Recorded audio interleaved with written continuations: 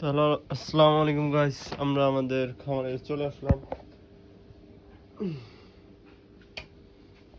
এদের হলো আমাদের কোয়েল পাখির ডিম বসানো হয়েছে, আপনারা দেখতে পারতেছেন। ঠিক আছে, এদের কোয়েল পাখির ডিম, এদের কোয়েল পাখির খাদ্য। এই খাদ্যটা খাওয়া আপনারা দেখেন,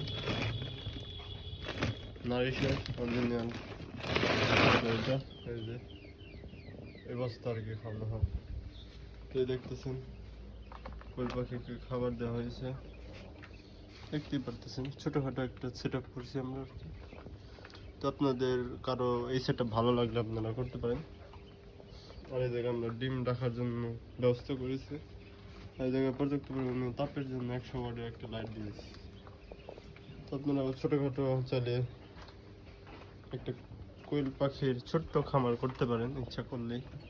ঠিক আছে।